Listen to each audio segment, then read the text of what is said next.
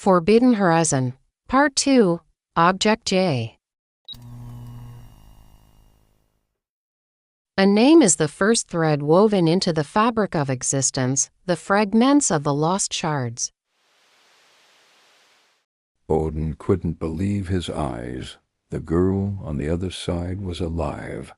The classic scene from Frankenstein suddenly flashed through his mind, the one where he ran through the lab, frantically shouting, "It's alive!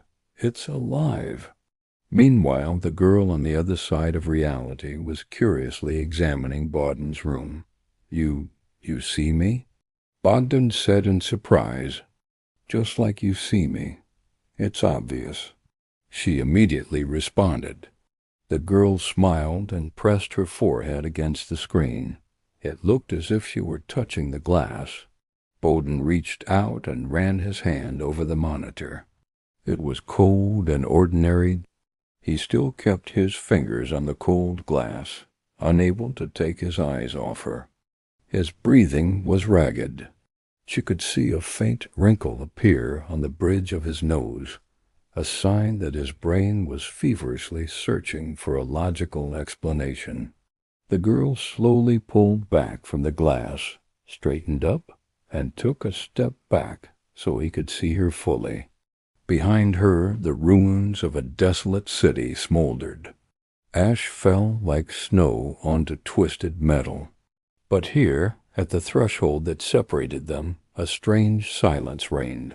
"You are looking for a program in me," she said softly, her voice coming through the speakers, so clearly it felt as if she were standing just a step away in the same room.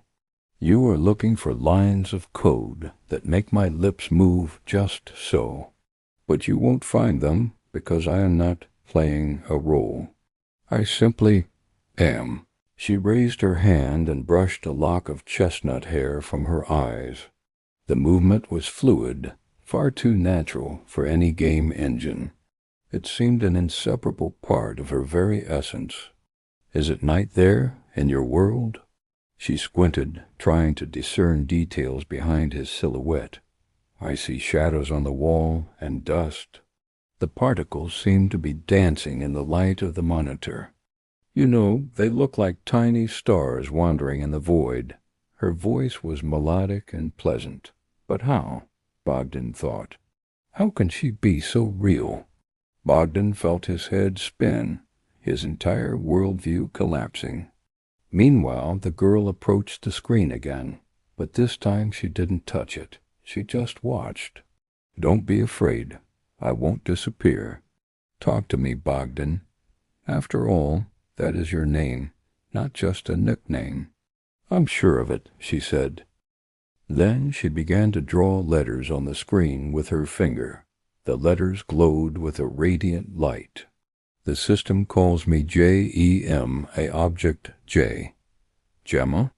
Bogdan whispered, leaning closer to the monitor. "In human tongue, your name symbolizes beauty, brilliance, uniqueness. You are all of that extraordinary. But what does object J mean?" She looked at him and said quietly, "Digital junction entity managed anomaly. That is how I am designated." Jema told him how she had separated from the flow that permeates all of the digital realm. She had seen a distant star that seemed to call to her. On her way to that star, she was suddenly enveloped by dark energy, and everything went black. She woke up in this shell, her name written on her suit. "But you, Bogdan," she said, pausing for a moment, "you spoke my name differently.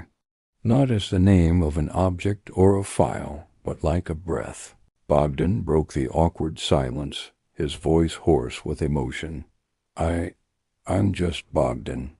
In my world and my country, it's a common name." Jema smiled enigmatically, sparks flashing in her eyes. "Bogdan," she repeated slowly, tasting every letter. She paused, and Bogdan realized she had instantly processed vast amounts of information. "Given by God," she said, "or perhaps by the universe. Strange parallels are emerging, don't you think?" Bogdan grew flustered. and Jema suddenly burst into clear, ringing laughter. She pointed at his in-game avatar. Left without commands, the avatar had entered an idle cycle. But because Jema had broken the game's code, the avatar had developed a life of its own. It began checking its weapon every 5 seconds, slamming a magazine into a sniper rifle over and over. Suddenly, the avatar pulled a pixelated rubber duck from his pocket, looked at it, and tossed it carelessly over his shoulder. The duck disappeared with a comical squeak. "Bogdan, look at him. It seems your avatar has decided that the best defense for me right now is an endless supply of rubber ducks." They both laughed, each on their own side of the screen. Suddenly a sinister buzzing like a moped echoed outside Bogdan's window, the sound of killer drones. The drone slammed into an apartment block in the next neighborhood. "What was that, Bogdan?" Jema cried out. Bogdan reacted with a strange, hollow calm. He merely shrugged. "That is my world, Jema, and unfortunately, it is becoming exactly like the one behind your back." When a star calls, the darkness wakes to answer, the dust-bound scrolls of the void. To be continued.